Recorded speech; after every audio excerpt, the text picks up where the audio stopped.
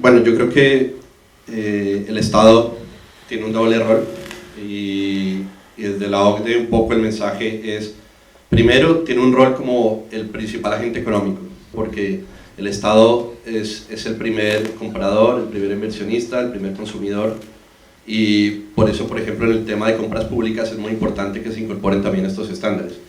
Y varios países ya han dado una evolución en eso.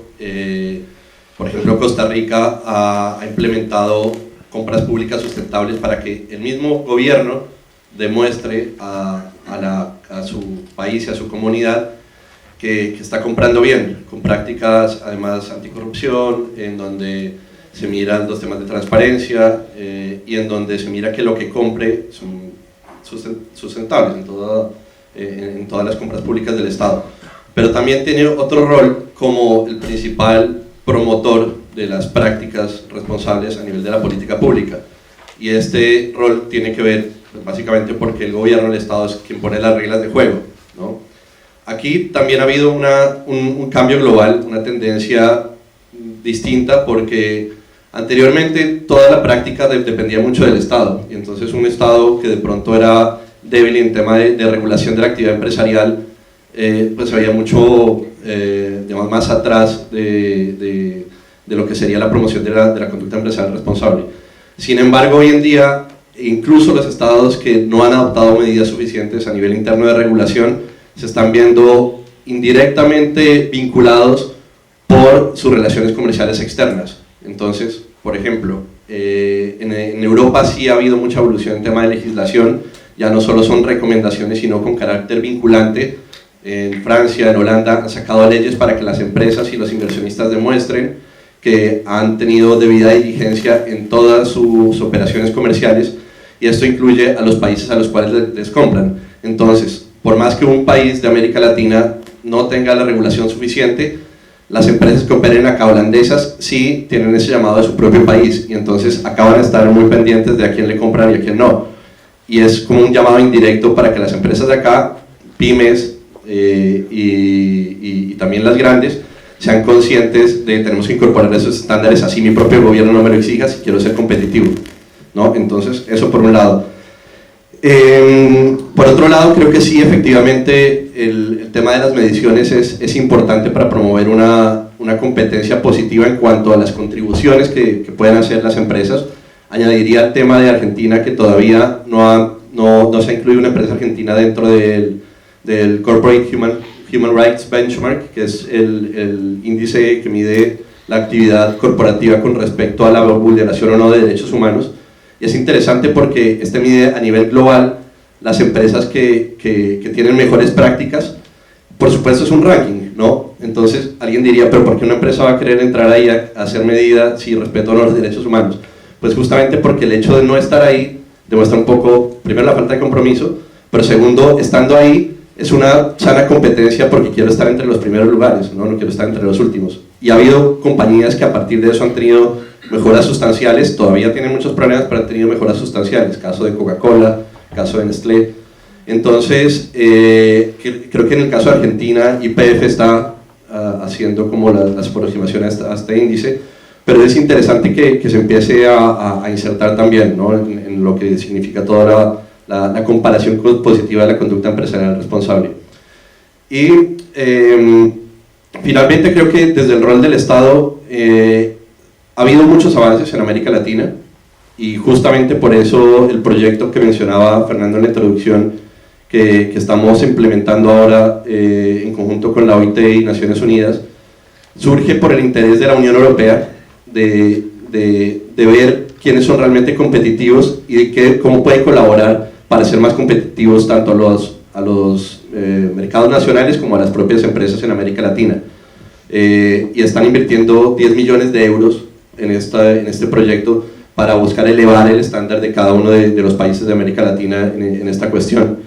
En el caso de Argentina particularmente hay mucho interés, primero porque ya está en proceso de elaboración de un Plan Nacional de Acción en Empresas y Derechos Humanos, que está, entiendo, a puertas de salir, y este es un instrumento muy importante porque tanto desde Naciones Unidas como desde OIT, como desde OCDE, se ha hecho un llamado a que se fortalezca la política pública y ese es un primer paso, un primer instrumento que es clave. Entonces ahí creo que debe dársele mucha continuidad a este tema.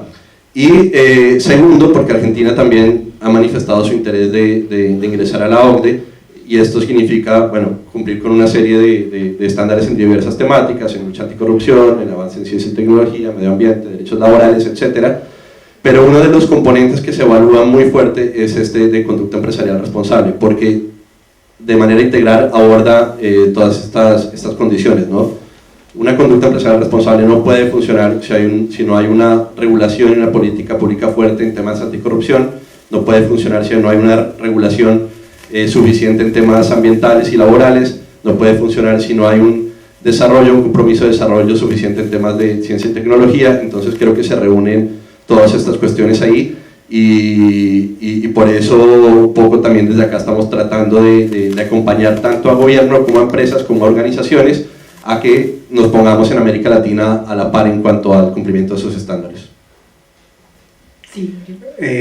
Hablando del financiamiento del desempeño sustentable,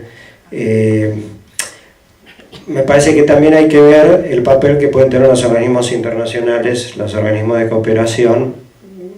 Parte del financiamiento del Estado, algunas fuentes tienen que ver con financiamiento de organismos internacionales. Entonces, en la medida que los organismos internacionales introduzcan estas condicionamientos de que en las contrataciones se apliquen criterios de evaluación social, ambiental y de gobierno corporativo, eso también puede actuar como incentivo, ¿no? Y ayudar al desarrollo de empresas que incorporen esto como parte de su modelo de gestión. El otro aspecto que tiene que ver con la OCDE, que en la medida que la Argentina quiere ingresar a la OCDE, eso también puede ayudar a elevar los estándares, pero por otro lado está, independientemente de que Argentina entre o no entre a la OCDE, que va a entrar seguramente en los próximos, no sé cuánto tiempo lleva el proceso de evaluación, creo que son 3-4 años, y recién más también, vamos a ver cómo nos portamos.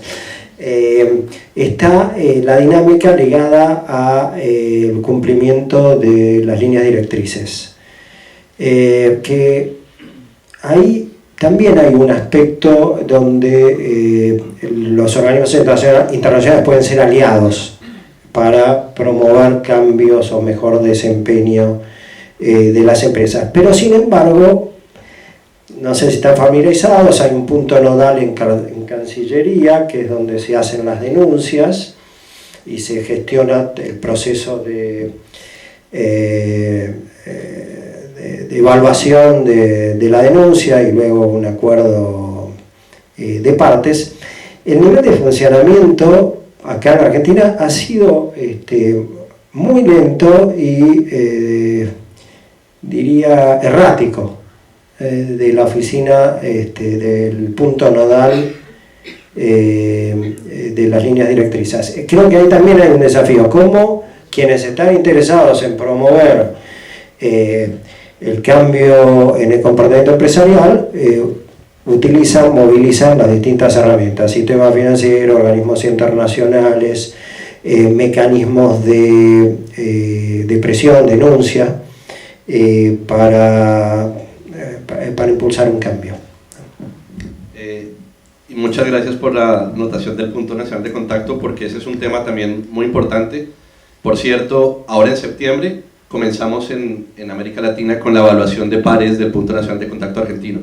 Van a venir los puntos nacionales de contacto de Canadá y de Colombia a hablar con todas las partes interesadas, con organizaciones sindicales, con organizaciones de empleadores, con organizaciones de sociedad civil, con academia, con el mismo gobierno, para revisar cómo ha venido el funcionamiento, porque, y es uno de los puntos más antiguos, también viene del 97, y creo que eso en realidad en América Latina ha estado un poco atrás, el tema de los puntos nacionales de contacto, porque a veces en nuestros países tenemos la costumbre de queremos cumplir con un estándar internacional, sacamos un decreto, decimos, ponemos un punto y de ahí, chao, ¿no? Entonces, Creo que ahí es muy importante también el tema de la veeduría, porque es clave que todos nos hagamos parte, primero para enterarnos que todo esto existe, ocurre, ¿no? Y segundo, para exigir cada vez más, como decíamos, tanto a los gobiernos como a las empresas, que se eleve ese estándar. En este caso, los puntos nacionales de contacto son responsabilidad de los gobiernos. Por ejemplo, desde OCDE, de hecho, no se puede ni siquiera generar una recomendación vinculante. Son apenas recomendaciones de mejora. El gobierno ve si las toma o no, y si las implementan o no, dependiendo de sus prioridades. Es positivo que se sometan a evaluación, ese es un primer paso, ¿no? Como en todo en la vida, el primer paso es reconocer que algo no anda bien. Entonces, es un primer síntoma positivo, pero evidentemente en esto y en varias cuestiones en Argentina y en general en la región tenemos bastante para mejorar. Hablaron bastante, ¿no?, de la Argentina y de algunos factores que son más de fondo, como cultura empresaria, que nos hacen por ahí estar en un determinado lugar frente a todo esto y frente a cómo está avanzando el resto del mundo. Hoy también, cuando terminaba tu charla, Pablo, con Fernando, hacían alusión al tema de no esperar a que estén dadas las condiciones ideales para estar preparados. Sin embargo, quería preguntarles igual cómo ven que se frena o cómo se puede actuar, de qué manera actúa el factor incertidumbre, digo, como freno, como factor de nos quedamos más retrasados, cómo se la ve a la Argentina en ese aspecto con estos episodios que va teniendo, ¿no?, como lo de los últimos días, devaluaciones fuertes, altas tasas de interés, no saber bien qué es lo que va a venir hacia adelante, sobre todo eso, factor incertidumbre, cómo entra en juego y cómo obviamente nos perjudica, ¿no? Por un lado somos expertos en incertidumbre y por otro lado ayer estuve en la Bolsa de Comercio de Rosario, que me invitaron para dar una charla sobre temas más o menos parecidos, pero había gente con proyectos directamente para implementar y que estaban relacionados con la temática de la sostenibilidad. Y obviamente que esto que vos mencionás vuelve a surgir y me dicen, bueno, todo muy lindo lo que vos decís, pero en realidad fíjate que el ICA 70, todas las cuestiones que ya sabemos. Yo creo que estos son momentos para parar la pelota y decir qué es lo que yo quiero hacer. Yo quiero llegar a fondear un proyecto sostenible a través de un organismo multilateral o a través del mercado de capitales, de lo que fuera, y hay una serie de requisitos que ya están bastante claros para esos organismos y lo que quiere el mercado, algunos de los cuales traté de introducir muy rápidamente. Entonces, cuando yo digo, bueno, yo apunto al mercado de capitales, digo, bueno, el mercado de capitales tiene determinadas normas y este partido se juega de esta manera. Tengo que cumplir las normas. La Comisión Nacional de Valores, lo mencioné, tiene ahora una normativa que es en realidad unas guidelines, ¿no?, unas guías, unos lineamientos para eso. Bueno, ahí ya tenés esa parte. Ciertos inversores te están diciendo, bueno, mirá, si vos no tenés una certificación que diga, una second opinion, que realmente proyecto que vos vas a hacer va a ser verde, va a mejorar el ambiente, bueno, tampoco te lo voy a comprar o, digamos, no sos elegible para eso. Entonces, todo esto que no lleva, digamos, 2 días, que puede llegar a llevar entre 2, 3, armar de cero un producto, una obligación negociable, o lo que sea un título público de una provincia, de un municipio, normalmente si sos novato en el mercado te lleva entre 3 y 4 meses. ¿Sí? El tema es no esperar a que se abra el mercado, esas ventanas del mercado que suele tener, donde bajan de repente las tasas y ven que los bancos salen a emitir obligaciones negociables, porque en ese momento puede ser que si vos decís, bueno, quiero salir, tengas 3 o 4 meses más de preparación y cuando estés listo para salir el mercado ya no esté. Entonces el tema es aprovechar estos tiempos de incertidumbre justamente para prepararse, cumplir los requisitos y tener el proyecto listo a la hora de salir. Y esto, 1 minuto para contar una experiencia. Yo en mi época de bancario, no banquero, lo que hacía era armar productos y colocarlos en el mercado financiero. Obligaciones negociables, bonos para provincias, municipios. Y había un caso de un municipio, que es el municipio de Bahía Blanca, que habíamos ganado el mandato para hacerle el bono. Y era una de las tantas crisis de Argentina, ya no me acuerdo cuál, entonces yo me decía, bueno, pero espera, no vamos a hacer nada, porque tenés que armar un prospecto, tenés que conseguir una calificadora de riesgo, un fiduciario. etcétera, porque el mercado está horrible y no creo que vaya a cambiar. Entonces la recomendación mía fue, mira, vos lo único que tenés que pagar son los honorarios de los abogados, porque yo banco, trabajar en un banco, voy a éxito, es decir, si se coloca la transacción, bien, si no, no. Entonces, como esto va a llevar bastante tiempo, 2, 3, 4 meses, prepararlo, tenerlo listo, hacer las aprobaciones, tener la calificación de riesgo. Yo ya hablé con los inversores a ver qué es lo que quieren comprar, etcétera, etcétera, y cuando el mercado se abra salís. Dicho y hecho. El mercado se abrió por un mes, la operación estaba prácticamente terminada y se salió. Lo que nos suele pasar a la inmensa mayoría de los argentinos es que esperamos hasta el último momento y cuando el mercado se abrió digo, ah, mira, ¿sabes que estaba bueno ese tema del bono verde? Bueno, muchas veces ya es tarde. Gabriel o Germán, el que quiera.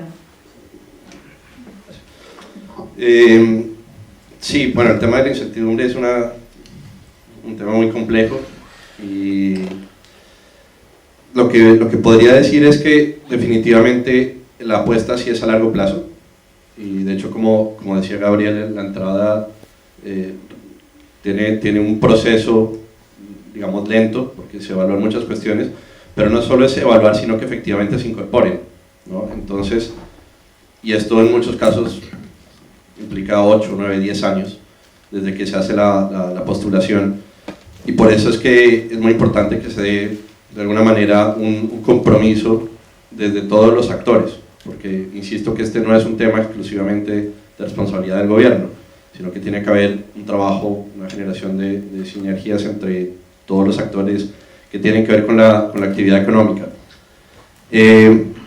¿Por qué es importante para Argentina y por qué es importante que se trate de minimizar en lo máximo posible esa inestabilidad o esa incertidumbre, también desde lo jurídico? Una cifra que habla mucho de esto es los flujos globales de salida y de entrada de inversión extranjera directa. De los países que adhirieron a las líneas directrices de los 48 países, 71% representan 71% de los flujos globales de salida de inversión extranjera directa y 63% de los flujos globales de entrada de inversión extranjera directa. En otras palabras, estos 48 países que están ahí, de alguna manera, son los que están moviendo la economía global. Entonces, yo decido como país si quiero entrar ahí y competir de la mejor manera o aislarme. Entonces, por eso un poco la apuesta es a que las políticas sean de largo plazo, y no solo en el caso de Argentina. En la mayoría de países latinoamericanos tenemos este problema, y en muchos casos incluso hemos visto que se ha asumido un compromiso, por ejemplo, de lanzar un Plan Nacional de Acción en Empresas y Derechos Humanos, caso de México. Se había asumido un compromiso ante la ONU y de pronto se congela, y se congela por varios años. Entonces, esas son cuestiones que obviamente a la organización le preocupan y trata obviamente de acompañar y de llevar todo un proceso, pero como digo, esto es responsabilidad del país, no solo del gobierno, sino de todos los involucrados. Yo creo que tiene que ver con entender el concepto de estrategia. Incertidumbre es parte de la realidad en todo el planeta. La guerra comercial entre Estados Unidos y China se la esperaban, pero no, estornuda, escribe un tweet y saltan de nuevo a los mercados. Y pasa en todos lados esto. Noruega decide que no va a invertir más en empresas que produzcan energía fósil. Okay. Se lo esperaban, pero un día pasa. Y eso cambia. El principal fondo soberano que decide, y lo van a acompañar los otros fondos, varios de los otros fondos soberanos. Entonces, incertidumbre es parte de la realidad. Volatilidad de los mercados es parte de la realidad. Los mercados financieros son volátiles. Pero la estrategia es lo que me mantiene la dirección. Y si yo tengo una estrategia como empresa, tengo que entender que hay fenómenos, hay tendencias que son irreversibles. El movimiento hacia la consideración de los impactos sociales, ambientales y evaluación del desempeño de estas áreas y del modelo de gobierno corporativo está para quedarse, no va a desaparecer. Los países de la OCDE a los cuales la Argentina aspira a sumarse incorporan esto como criterio. Entonces, yo creo que tiene que ver con la viabilidad del modelo económico de cada empresa y con la estrategia para desarrollarse en el futuro. Crisis va a haber siempre y uno tiene que tener estos dos ojos, ¿no? Estos que miran la crisis y los que miran el largo plazo. Si mira solo la crisis, es lo que señalaba Pablo, ¿no? Vamos a perder varios trenes que siguen de largo. Así que me parece que esto es algo que hay que considerar seriamente, ¿no? Cómo pensamos en el mediano y largo plazo, cómo pensamos modelos de empresas que sean viables en el contexto internacional. Y además, bueno, nuevamente, el tema del cambio climático. El tema del cambio climático se incorporó y en Europa se venía hablando hace 10 años o más de esto, ¿no? Yo me acuerdo después de un congreso que vine acá y tuve que hablar en un evento de la universidad y compartir los temas que se discutían, y parecía que venía de otro planeta, estaba fuera de la agenda. Bueno, aquellas empresas que se prepararon y están de punta, ¿no? Los países de la región se prepararon y nos llevan algunos cuerpos de ventaja. Y nos llevan algunos cuerpos de ventaja para que venga la inversión extranjera, y tienen más empresas preparadas para competir globalmente. Entonces, estrategia de cada empresa y estrategias del sector empresario.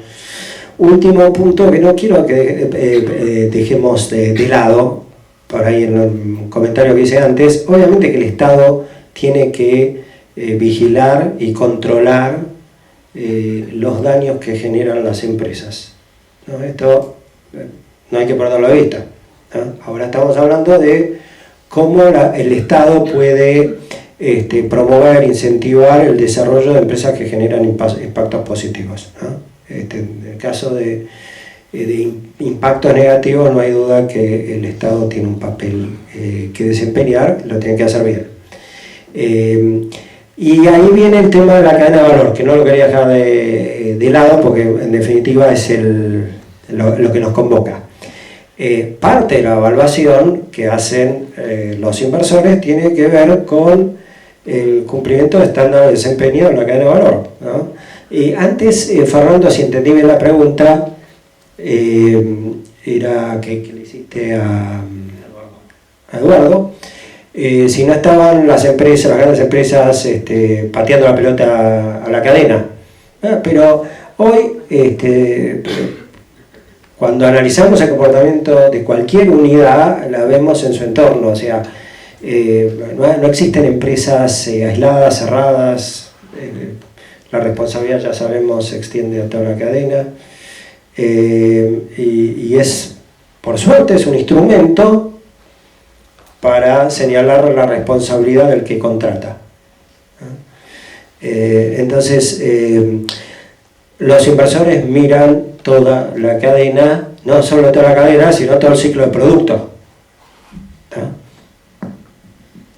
Una cuestión para coincidir con lo que se está diciendo. Yo creo que este movimiento respecto a la sustentabilidad es tan irreversible que aún a pesar del anuncio del presidente de Estados Unidos de que se saldría, lo cual hay que ver por los tiempos, etcétera, que es otro tema, Estados Unidos es el principal emisor de bonos verdes, y por otro lado hay un movimiento que se llama We Are Still In, es decir, nosotros seguimos con esto, que va en contra justamente de lo que hizo, donde están desde las principales empresas, los principales alcaldes y los principales estados de Estados Unidos, con lo cual esto es algo que inclusive se puede llevar puesto toda esta cuestión política que está dando vuelta, y el sector financiero, inclusive dentro de Estados Unidos, también lo está apoyando. ¿Tenemos una pregunta más? ¿Tenemos tiempo? No, una más.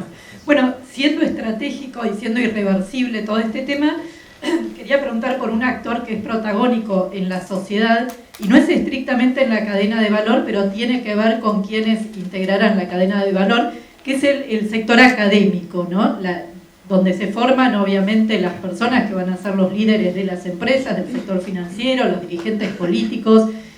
Quería ver si tienen algún análisis, una visión para compartir de cómo ven que se esté comportando el sector académico con respecto a todo esto, y no solamente en referencia a programas especiales que puedan hacer, sino en incluir estos temas, a hacer que estén insertos en los programas de formación de quien va a dirigir una empresa, por ejemplo, se va a ocupar de las finanzas, que esté dentro de las carreras de ciencias económicas u otro tipo de carreras, también este tema bien considerado a conciencia y como una materia, tema estratégico y principal, digo, ¿cómo lo ven? Arranco por el mundo académico, pero me quiero extender al sistema educativo, ¿no? Porque me parece que uno no puede mirar solo las etapas terminales, si quieren, de la formación. Bueno, casi todas los programas de formación empresarial incluyen esta temática, pero el punto es no si lo toman en una materia, un seminario, en qué medida está integrado. Yo no conozco ningún programa que lo tenga integrado transversalmente. Y esto es un déficit. Hay programas, escuelas donde estos temas son parte de los valores y esta ilusión que si son parte de los valores se permean, pero creo que si no uno no lo plasma en una estructura curricular, una malla curricular, no termina de permear. No lo veo. Tiene que ver también con la distancia, desafectación de la Argentina del sistema académico internacional, donde esto está mucho más presente. Pero vuelvo al punto que señalaba, creo que tenemos que pensar, si queremos transformar, es como que tenemos que transformar todo el sistema educativo, ¿no? Esto tendría que estar metido en la formación que recibimos todos desde la cuna a la tumba, como se habla de los productos, ¿no? Porque en definitiva tiene que ver con la forma de ver el mundo, de hacernos responsables por el mundo, de hacernos responsables por los impactos que genera nuestra actividad, no solo nuestra actividad individual, nuestra actividad en nuestros grupos primarios, comunidad extendida, ámbitos de participación.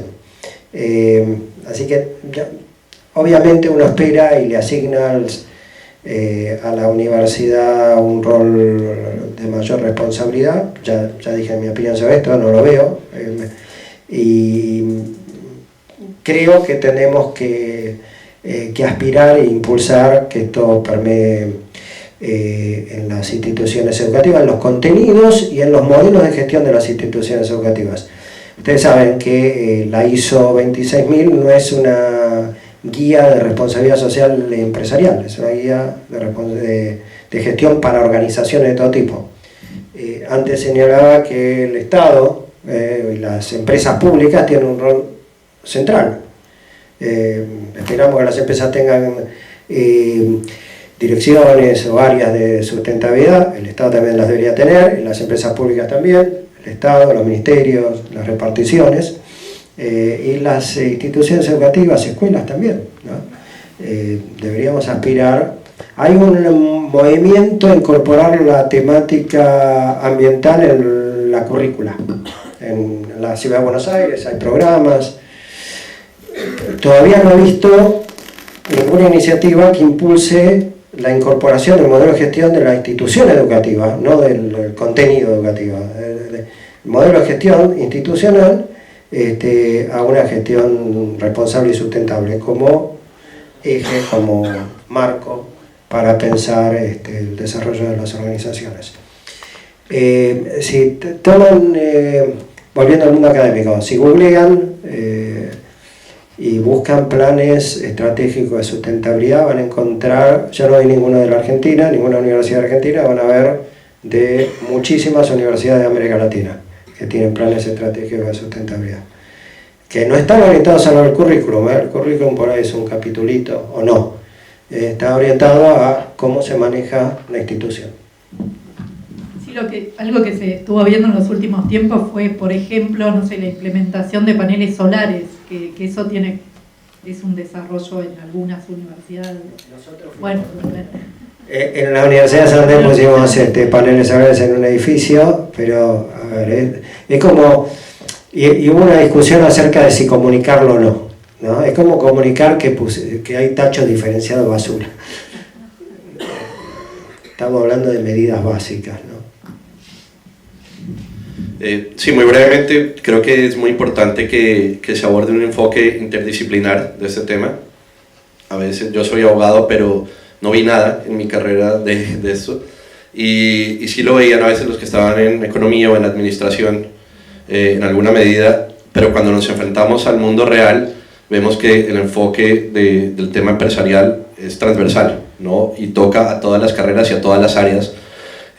Todos en alguna medida tenemos que ver y saber de los derechos laborales, y no se le da realmente un enfoque preventivo. Entonces, en el tema de la academia creo que es muy importante que se aborde esto interdisciplinarmente. Creo que ha habido avances en los últimos años, mucho mayor interés de parte de la academia. Hoy en día hay una asociación global de scholars en empresas y derechos humanos, entonces es como un buen síntoma. Y sobre todo también una comprensión interesante de que las universidades también son un agente económico, las universidades también generan riqueza, también interactúan en prácticas comerciales, también tienen una cadena de valor, tienen proveedores, tienen contratistas, etc. Entonces, en esa medida, la academia como organización empresarial y la academia desde lo sustancial tiene que estar partícipe. Permítame agregar dos menciones breves. Para entender la dinámica del mercado de capitales y del sector financiero, que fue una de las cosas que a mí me acercó. Hay una iniciativa global que se llama MINT, MBA Impact Investment Network, ¿no? Que es una red de escuelas de negocios que hacen competencias de inversión de impacto. ¿Y esto qué lleva? Que los alumnos de MBA que participan empiezan a entender la dinámica. ¿Y por qué surge? Surge de fondos de inversión, porque los fondos de inversión querían formar alumnos que en su carrera en MBA ya se familiarizaran con la dinámica de lo que después y ellos iban a hacer eventualmente si iban a trabajar a fondos de inversión. Primero, señal, digamos, parte de los cambios o uno de los impulsores de transformaciones en el mundo académico tiene que ver con la demanda de las empresas. Si las empresas lo demandan, el mundo académico responde. Segundo, abogados. Estamos colaborando con una iniciativa de la International Bar Association, la organización internacional que nuclea a los abogados, que también están interesados crearon un task force en inversiones responsables y inversiones de impacto. ¿Por qué? Porque también ven la demanda de los que estructuran instrumentos financieros, la demanda de las grandes empresas que tienen que responder a estos inversores, ¿no? Y los abogados se dieron cuenta, bueno, acá hay un negocio también para nosotros, lo tenemos que desarrollar o lo perdemos. En el sector de los contadores también hay otra iniciativa importante que se llama SASB, Sustainability Accounting Standard Board, es una iniciativa americana, donde se empiezan a crear estándares que los mercados de valores, las bolsas van a empezar a utilizar. Quieren encontrar un modelo de reporte que sea estandarizado, así como hay modelo de reporte financiero. Entonces, contadores, abogados, el mundo financiero, a medida que se desarrolla esto, que se incorpora como parte de la práctica profesional, termina impactando sobre la cadena. una acotación para traerlo a Argentina, me parece que es una asignatura pendiente, coincido en que tiene que ser transversal, creo que hasta el momento solamente se han visto cuestiones muy puntuales. En mi caso me toca dirigir un programa en finanzas sostenibles y bonos verdes en UCEMA, donde soy profesor y docente, pero me parece que tiene que ser algo mucho más integral y no solamente distintos puntos en distintas cuestiones. Yo creo que esa transversalidad se va a dar el día que las empresas, y en menor medida los bancos, porque menos lo tienen, dejen de tener un área de sustentabilidad y esté incorporado en todas las líneas. Sí, de alguna manera lo que se comentaba antes del concepto de integral, ¿no? De ser integrales en todo, y eso también es transversal, me parece que abarca a toda la sociedad y a todas las personas que tienen estos pensamientos y hacen estas reflexiones de vivir de manera más sustentable. Creo que fueron valiosísimos los aportes que hicieron para ver, bueno, este camino y estas reflexiones que son necesarias para ver cómo reparamos el mundo y cómo reparamos este déficit ecológico, ese concepto al que vos te referías, Pablo. Así que muchísimas gracias a los tres. Creo que sí, ya estamos en hora, entonces muchas gracias por los aportes.